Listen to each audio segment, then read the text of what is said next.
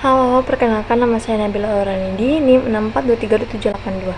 Di video ini saya akan menyampaikan hasil analisis dan pendapat saya mengenai produk baru yang akan diluncurkan, yaitu Snack Bar Energy.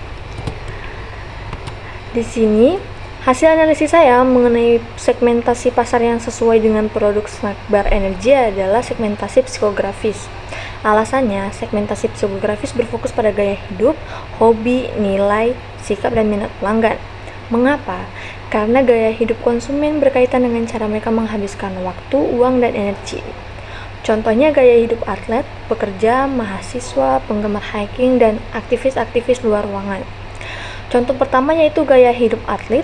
Snack Bar Energy dapat menjadi sumber energi saat berolahraga seperti maraton dan aktivitas atletis lainnya. Snack Bar Energy yang kaya protein dapat membantu membangun dan membentuk otot. Yang kedua, ada contoh gaya hidup pekerja dan mahasiswa. Kita tahu betapa padat jadwal kerja karyawan dan jadwal belajar mahasiswa. Nah, Snack Bar Energy dapat menjadi camilan yang menyehatkan di sela-sela waktu istirahat yang singkat. Ada faktor-faktor yang perlu dipertimbangkan juga, yaitu mengenai 4 ya. Ada kekuatan, ada kelemahan, dan peluang, dan juga ancaman yang mungkin akan dihadapi oleh produk baru ini. Yang pertama ada kekuatan. Tinggi protein dan serat menarik konsumen yang aktif secara fisik. Ya, lalu cocok untuk konsumen yang berpartisipasi dalam aktivitas fisik. Lalu juga ada penggunaan kemasan ramah lingkungan dapat menjadi nilai tambah positif bagi orang-orang yang pecinta yang ramah lingkungan gitu ya.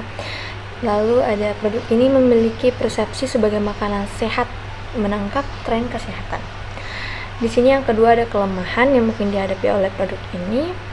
Yang pertama, harga yang lebih tinggi bisa menjadi kendala bagi konsumen yang lebih memperhatikan harga. Terus ada juga beberapa rasa kacang yang kurang disukai oleh konsumen. Lalu keterbatasan target pasar bagi konsumen yang memiliki alergi kacang. Di sini juga kita memiliki peluang, yaitu dengan cara kita bermitra dengan pusat kebugaran atau atlet, karena itu dapat meningkatkan citra produk. Lalu memasarkan produk sebagai alternatif camilan sehat dengan energi yang bertahan lama. Namun kita di sini juga ada ancaman, yaitu persaingan dari produk sejenis, misalnya persaingan ketat dari produk serupa di pasar makanan sehat ya. Kita bisa ambil contoh dari Snack Bar Energy, yaitu Fit Bar ya. Lalu ada perubahan tren diet dan kesehatan. Di sini saya akan menjelaskan strategi pemasaran 4P, yaitu place, product, price, promotion ya. Untuk bagian produk, kita bisa menambah variasi. Kita bisa tawarkan berbagai macam camilan yang mencakup pilihan sehat, favorit klasik, dan kemungkinan pilihan kustomisasi untuk memenuhi berbagai kebutuhan dan preferensi diet. Lalu juga kita bisa meningkatkan kualitas.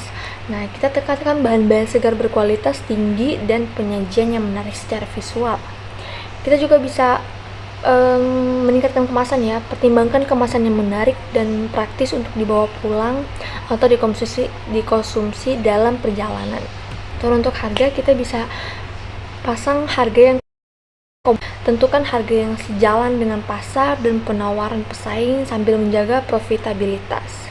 Kita juga bisa pakai paket combo ya, tawarkan paket combo dengan berbagai camilan dengan harga diskon untuk mendorong pembelian dalam jumlah besar.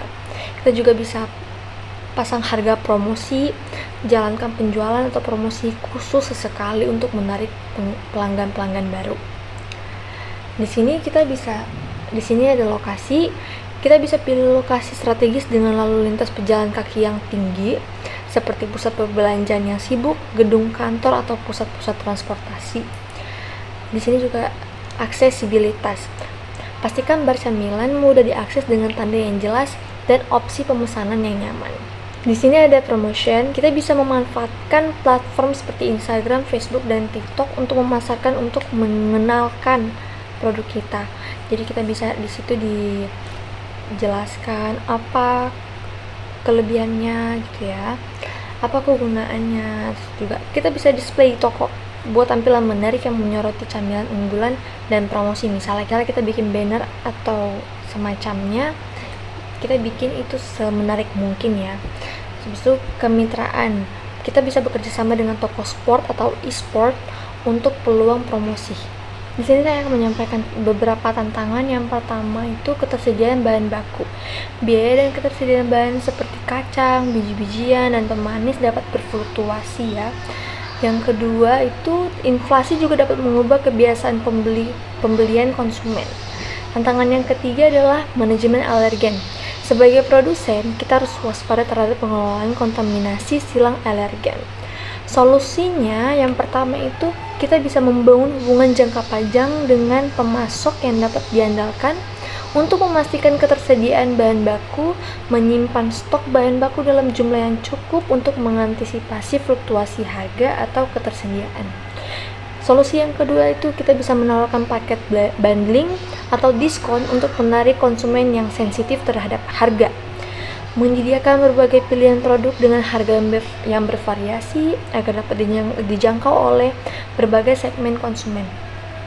Fokus pada meningkatkan nilai produk melalui kualitas dan manfaat yang dirasakan oleh konsumen. Solusi yang ketiga, kita bisa memastikan proses produksi yang terpisah untuk menghindari kontaminasi silang alergen. Memberikan label yang jelas mengenai kandungan alergen untuk memastikan konsumen dapat membuat keputusan yang aman. Nah, di sini saya akan menjelaskan ya, tren kesehatan dan kebugaran saat ini mengaruhi pemasaran snack bar karena semakin banyak orang yang sadar pentingnya memilih makanan yang sehat dan mendukung gaya hidup aktif. Tren kesehatan dan kebugaran ini juga bisa kita temui pada K-popers yang ingin memiliki tubuh ideal seperti idola mereka dengan melakukan diet, berolahraga secara teratur, dan mengadopsi pola makan yang lebih baik. K-popers yang aktif mengikuti kegiatan seperti konser atau acara-acara idola mereka merupakan target pasar yang cocok karena snack bar energi memberikan energi yang lebih tahan lama dan kemasan yang praktis. Kita bisa berinovasi ya, dengan yang pertama itu snack bar vegan. Inovasi snack bar yang sepenuhnya berbasis tanaman tanpa produk hewani. Ini akan menarik konsumen yang mengikuti diet vegan atau vegetarian. Dengan demikian, hasil analisis yang saya kumpulkan semoga ini dapat menjadi dasar untuk langkah kita selanjutnya dalam mempertimbangkan target pasar yang sesuai dengan produk. Terima kasih.